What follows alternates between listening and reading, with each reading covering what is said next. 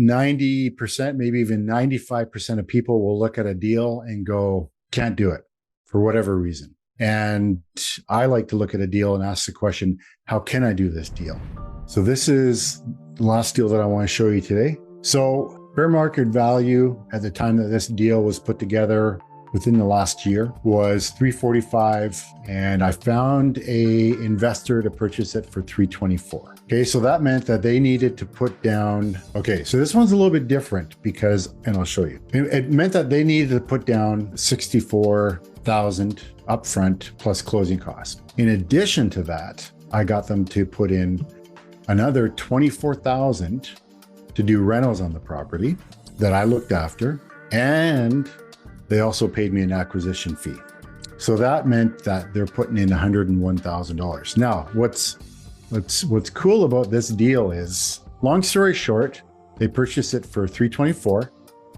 I'm agreeing to purchase it back off of them for $395. So that includes their money back for their money they put in, including the rentals and the acquisition fee. They're actually getting paid a rate of return on the acquisition fee for me for $5,000 up front to put this deal together. That's pretty good. So their total profit, I'm just kind of skimming over this because I've gone over that stuff. Their total profit on this in 3 years is going to be $47,000 and change, which is 16% rate of return. So they put in $101K, and they're going to get their $101K back plus the $47,000. Now, I'm going to turn around and sell it to the tenant buyer for $451.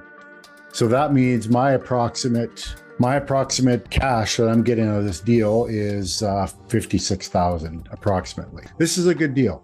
I found an investor, they purchased it. We've got tenants in there. They put $10,000 that I've put into trust, and I'm getting monthly cash flow from the deal.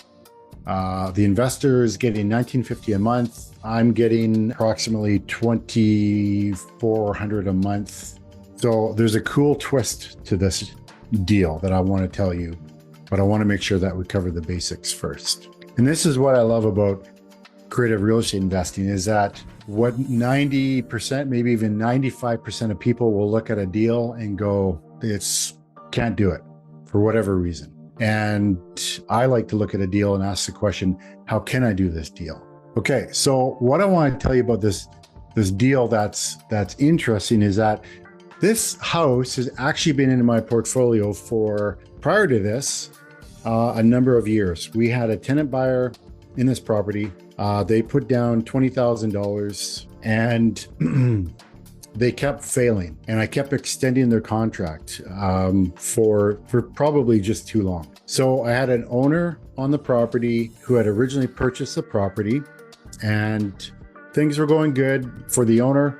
Payments were being made. The only thing was the owner wanted to get out of the deal. So, and I don't have those numbers here, but the owner had some health problems. They were out of province looking at retiring, and they just wanted to be done with this because I kept extending it for the tenant buyer. I kept extending it for the owner, which is great for the owner because the owner would receive an increased purchase price. Rent would go up a little bit, but the mortgage kept getting paid down, right? So their actual amount owing on the property became less and less.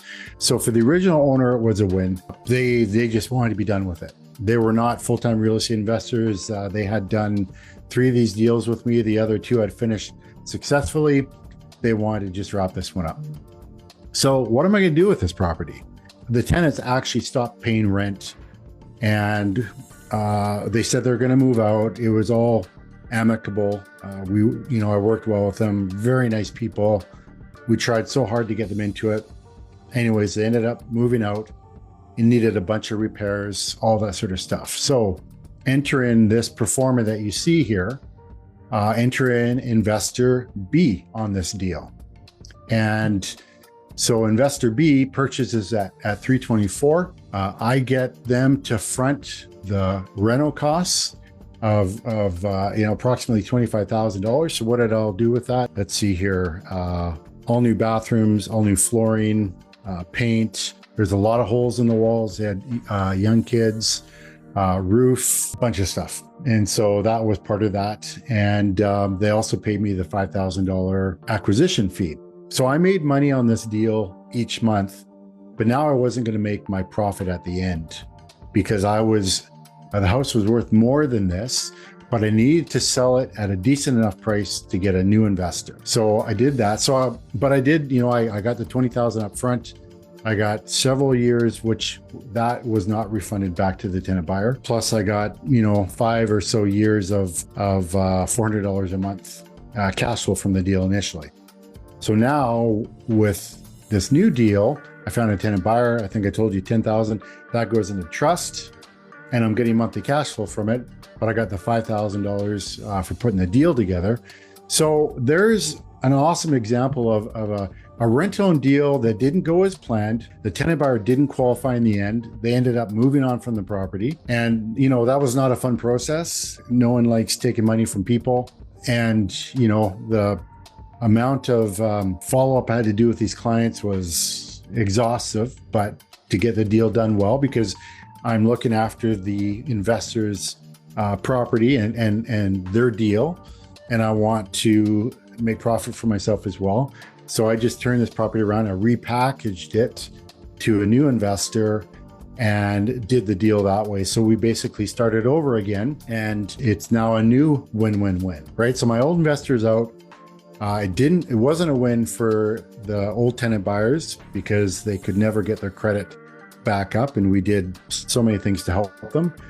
But now we've got a new investor. I'm making money each month again, and the tenant buyers are going to qualify, and they are so grateful. Like they're just ecstatic, with the house and this opportunity to get into it. That is, now I've told you about 4 different deals. Very specific numbers on 2 of them. So I hope that makes sense.